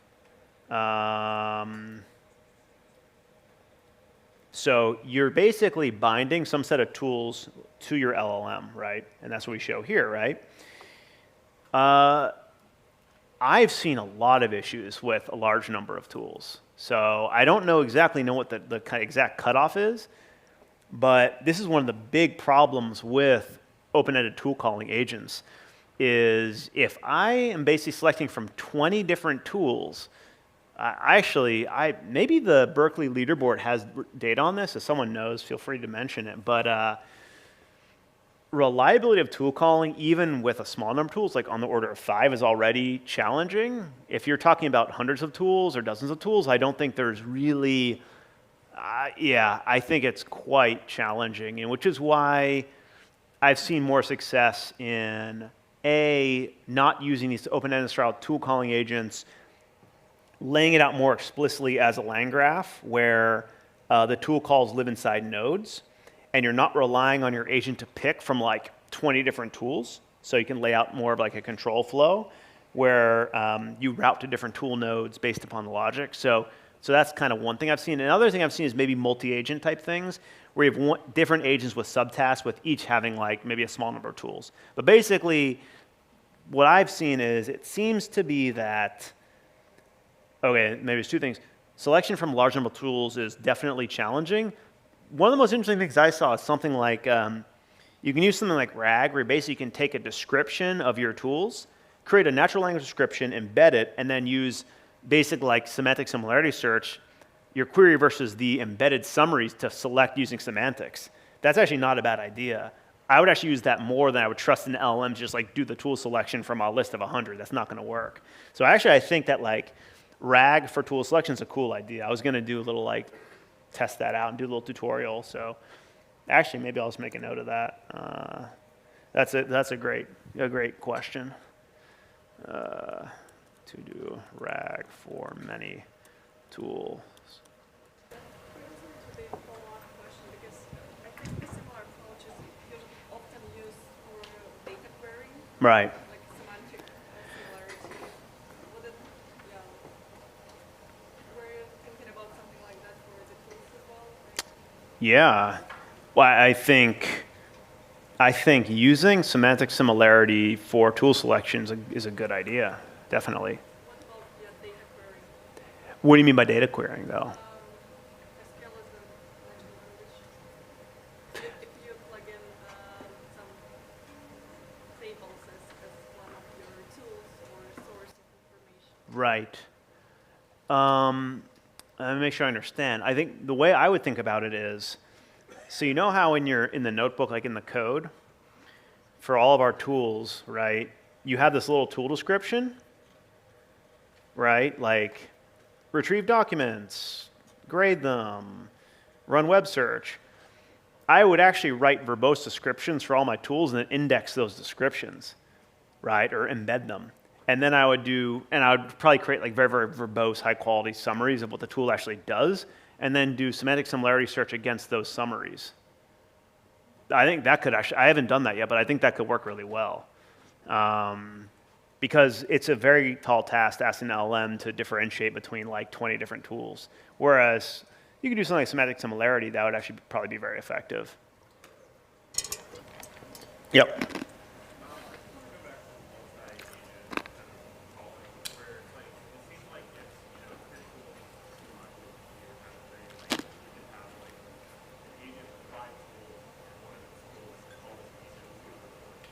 Right.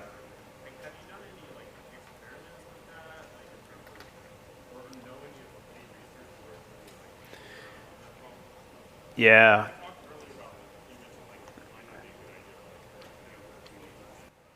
Yeah. So the question was about multi-agent context when you want to orchestrate a large number of tools, having sub-agents with specializations that manage some small set of tools each, and how do you kind of move between them. So if you look at our LangGraph repo, we do have a subdirectory. It's under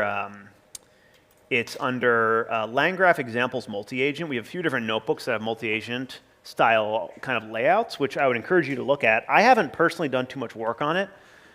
It seems promising, but I haven't played with it. Multi-agent in general, and these all reference papers, so you can also look at the papers, but multi-agent in general for production setting feels quite aggressive. Although that said, as far as I understand, I remember looking at the code a while ago, Devin and some of the software agents do use like multi-agent style setups. So maybe have a look at the Devin repo, or there's OpenDevin. Have a look at these notebooks. Those could all be useful if you want to learn more about multi-agent. Yep. So I'm wondering, like, and I stepped out for a minute, so Yeah, sure. I asked this, but I'm wondering, like, we've been talking a lot about kind of the variability and unpredictable nature of having the LLM decide which tool to call. Right. So given that, I'm wondering, how do you think about when it makes sense to wrap RAG inside of an agent versus just make it a chain on its own? So That's a classic question, yeah. So the question was, when do I use a chain versus an agent? So that's very good. So we kind of touched on it a little bit kind of here. So I think that the intuition behind where and why an agent can make sense is simply that sometimes you want your application control flow to be a variable. And if you want some flexibility within your application, an agent is a nice idea. And so all this self-corrective type stuff we're talking about, the corrective RAG thing, those are all kind of agentic flows where the control flow depends upon the grading of the documents. And so, you know, historically, people have largely been building chains, and chains are very reliable and they're easy to ship and all that. I think with things like LangGraph, and of course, I work at LangChain, so I'll speak my book about LangGraph, but I've really used it quite a bit. And I found it to be very reliable, and we are seeing a lot of people starting to deploy with it because you can actually ship and deploy a reliable agent with LangGraph. And so I think a blocker to the ability to kind of ship agents has been reliability. And I think I would actually encourage you to play with the notebooks and look at LangGraph because it does allow you to have the kind of reliability that would be necessary to ship something in production. And we do have customers that have LangGraph in production, whereas a React agent production is not recommended. But let's imagine my options aren't Yeah. LangGraph agent or React agent, Yep. but rather just traditional RAG Sure. versus LangGraph agent. 100%. In that case, would it only make sense to go with the LangGraph if I wanted something like Q3 tries or ranking of documents or something of that nature? So I think, yeah, so why would you ever want kind of like an agent, be it LangGraph, React, or otherwise, versus not? And again, I think it goes back to, do you want your application to have any kind of adaptability? So, okay, here's one we can talk about, routing. I have 3 different vector stores. I want to be able to route between them. That is kind of a quote-unquote agentic use case because the control flow depends on the question. So that's one. You might want routing. You may want self-correction. So that's kind of what we talked about here a whole bunch with the corrective RAG stuff. So you want routing, you want self-correction. I mean, those are two obvious ones in the context of RAG itself. I mean, that's one thing I've often found problem with the RAG systems is the routing thing is a real issue. Like you want your systems to be flexible enough to deal with questions that are out of domain for your vector store. And you need some kind of dynamism in your application to handle that. So looking at the question saying, okay, just answer this directly, don't use the vector store. So those are like the most popular ones, self-correction or routing. Yep. I'm wondering if there's anything to be said about building evaluation data sets, like question-answer pairs are so domain-specific. Yeah. I'm wondering if there are like general best practices, mental models, like things to think about when sitting down to build an evaluation data set. Yeah, okay. So the question was about kind of building eval data sets. Okay, that's a great question. It's often a very, very challenging part of app development. So if you have a RAG application that's domain specific, then oftentimes you have some set of canonical question answer pairs you care about. It's hard to define like very, very general rules for that. I think it depends on your application. I think there's kind of this hurdle. Any evaluation is better than no evaluation. So small scale eval sets that you can use and just work are already better than not doing any evaluation. So, I mean, for this particular case, I just looked at the document. Now, maybe I'll back up and answer. So one thing I've seen, and I've done this a little bit, is you can use LLM-assisted QA generation. So here's one thing you can do. And I've done this a little bit with the LangChain docs. I can build a prompt that says, given this document, produce 3 high-quality question-answer pairs from it, right? And I can just basically load my documents and pass them into that LLM. I use a high-capacity model like Sonnet or 4.0 and have it generate QA pairs for me and then audit them. That's a nice trick. I've used that. It actually kind of works. Now, you have to be careful with it. You only would pass it like usually 1 document at a time to keep it really restricted. And you audit them, but that's a nice way to bootstrap your eval sets. That's like idea 1. And that gets into the whole idea of synthetic data sets.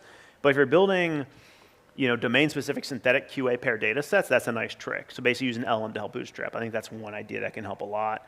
And otherwise, I think that basically trying to stand up a small evaluation set, for example, for RAG is, even in this case, 5 questions, but you can already see I can get some nice insights. It's very simple to set these up. I have my little experiments all over here. And again, it's only 5 questions, but it gives me some immediate insights about the reliability of React versus LangGraph agent. So keep it small, potentially use synthetic data, start with something, and then kind of build it out over time. Now, a whole other thing here is, we didn't talk about this too much, but if you have an app in production then, the way this whole thing kind of comes together is you can actually have different types of evaluators that run on your app online. We call those online evaluators, okay? So this is with our internal app, and this gets back to the question I think he mentioned of, you can have a bunch of evaluators for RAG that don't require a reference. So I don't show it here, but basically I can look at document retrieval quality, I can look at my answer relevance or hallucinations. I can run that online, I can flag cases where things did not work well, and I can actually roll those back into my eval set. So if I do that, then I actually have this self-perpetuating loop, like Karpathy talked about, like the data flywheel, where actually I'm running my app in production, I'm collecting cases of bad behavior that I'm tagging with online evaluation, and I'm rolling those back into my offline eval set. So what you do there is look at the cases that the app is doing poorly in production, audit them, correct them, so build a canonical question answer pair from that and put that back in your test set. And that's a good way to bootstrap and build it up. So I'd start cold start, synthetic data, small scale examples, online evaluation, or some system to check online where it's failing, loop those back in and build it up that way. That's like your data flywheel. Yeah. And actually, I even had a slide on this in one of my older talks. I used to work in self-driving for many years, and I actually was a big fan of Karpathy's stuff at Tesla, and actually I've had his thing here of, this is like the data engine thing of you ship your model, you do some kind of online evaluation, where's it failing, capture those failures, curate them, put them back in your test set, run that as a loop. That's he called it Operation Vacation, because you can go on vacation and the model keeps getting better. And this was more in the context of like training models, because basically all those failed examples, once they're labeled, they become part of your training set. But the same thing applies here with LLM apps. Cool. Yep. Yeah, so I just wanted to ask a question. You just mentioned text-to-SQL generation, right? Oh, yeah. The tables and everything. So I just had a question where, like, for example, all that happens, and we send table schemas, and you generate a SQL query, and then we run it on the database. And if the result set is too large or something, so we cannot send it for another LLM to generate a user-friendly query or something, like user-friendly answer or something, right? How do we handle that? Like, what do you suggest on, like, if the query result set is so big that we cannot put it into the context, and I want to generate a user-friendly answer for that. Yeah. So, yeah, the question was on text-to-SQL. We actually have a pretty nice text-to-SQL agent example here. So it's in LangGraph examples. I think it's in, is it SQL? Where is it? I'll find it here. Where is it?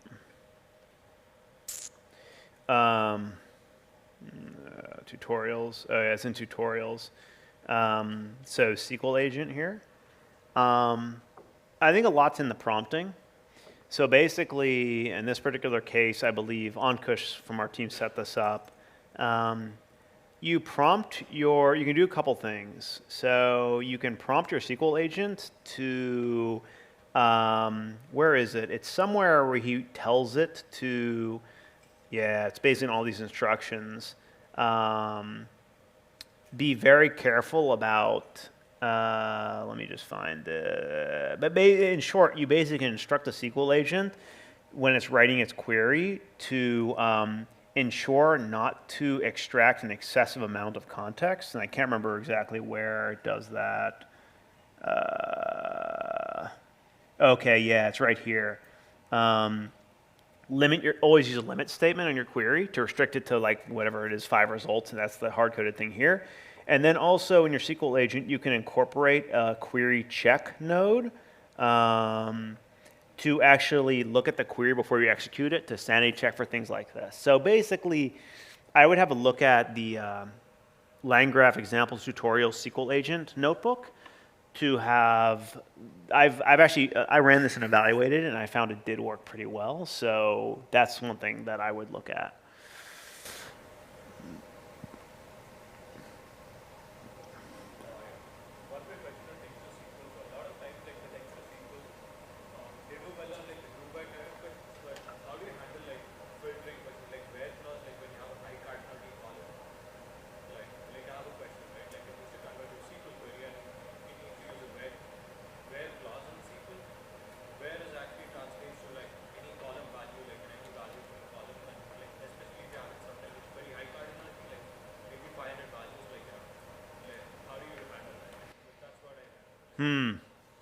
Yeah.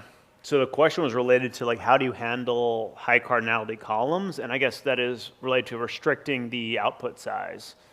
I mean, I'm actually not really a SQL expert, so I'm probably not the right person to ask about very gory details of text to SQL.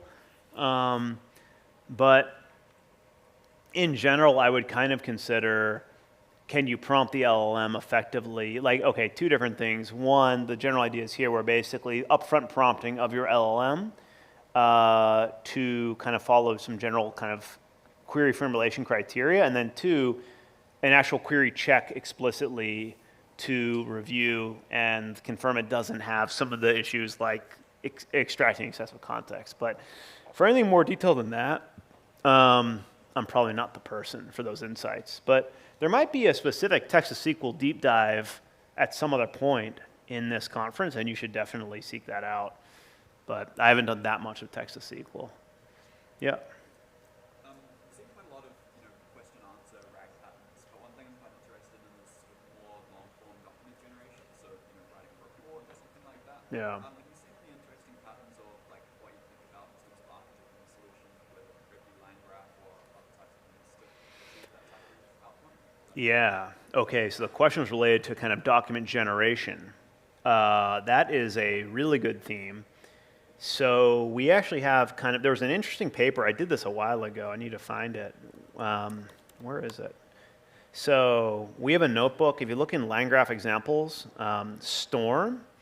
So this was actually for wiki article generation.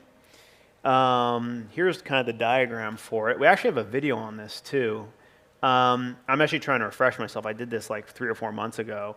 But it was basically a multi-agent style setup in LangGraph, where, if I recall correctly, I'm just looking at the flow here myself, but basically what it did was you give it a topic, and it'll kind of do initially this kind of like generation of related topics, and actually uses the multi-agent thing of like editors and experts. The experts go and do like web research. Don't worry too much of the details. So the point is, it was an interesting paper in Flow for wiki article generation using LangGraph in a multi-step process. And actually, the wikis are like pretty good. I think at the bottom of the notebook, I have an example wiki, so you can see all the code here. That's the graph. Yeah, and then here's the final wiki that you get out from this type thing. So it's pretty good. Have a look at that notebook. I think, yeah, Jason Liu also had a post on this recently, this idea of like report generation's a theme that we're going to see more and more of. This is one idea that was pretty sophisticated, though. You can probably simplify it a lot.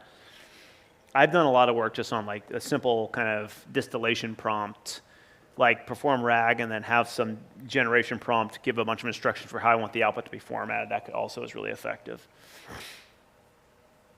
Yeah.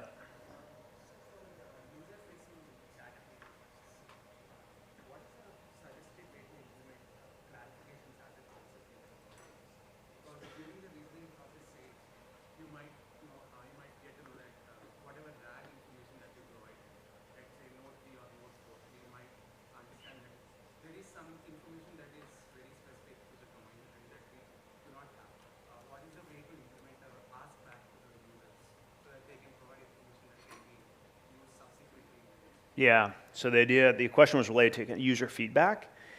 That's a really good one. So we do have, I think I mentioned previously, if you look at LangGraph, where is it? I believe we have some user feedback examples. Thursday, we're definitely going to be announcing something that has a lot of support for user feedback, and I would encourage you to keep an eye out for that. So Harrison's going to launch that here on Thursday. I will look for, I know we have some user feedback examples in LangGraph, but I will need to find them. Let me see. We probably, check Lang. We probably tweeted about it at some point. I haven't actually done anything with user feedback, though. Let's see.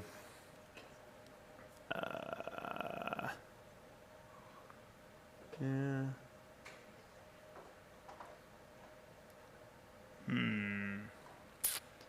Yeah, maybe I might have to get back to you on that. I thought we had some nice examples with LangGraph.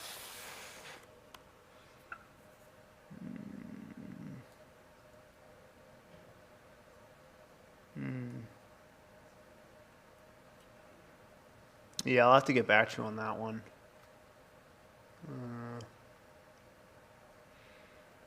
Feedback.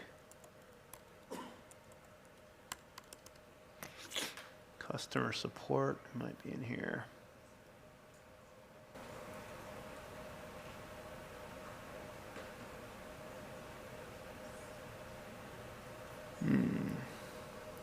Let's try something else. Look at LangGraph docs.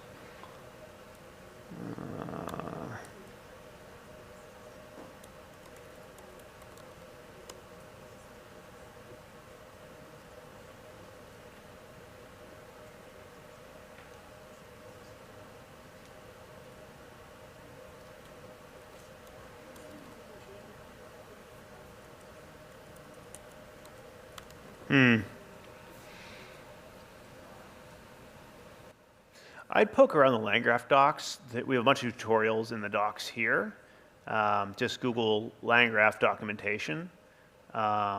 I'm just poking around here for user feedback. Here we go. Look at this. So LangGraph how-tos, human in the loop. I would have a look at that. I have not played with that myself, but yeah. Apart from you asking for user feedback, what would be a good way to judge whether there is missing information and then ask for the user feedback?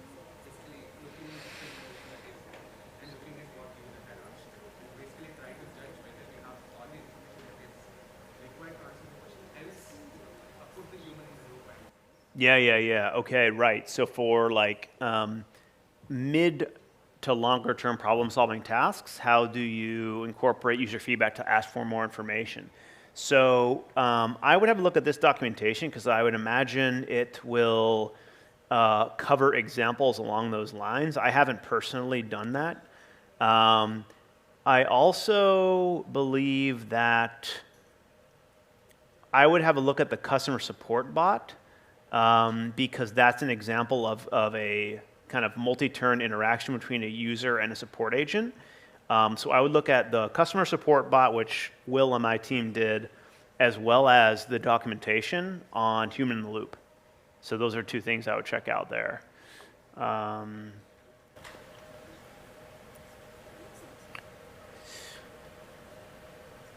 Nice. Yep. Is there any research into model architectures or training models for agentic reasoning, optimized for agentic reasoning? For agentic reasoning?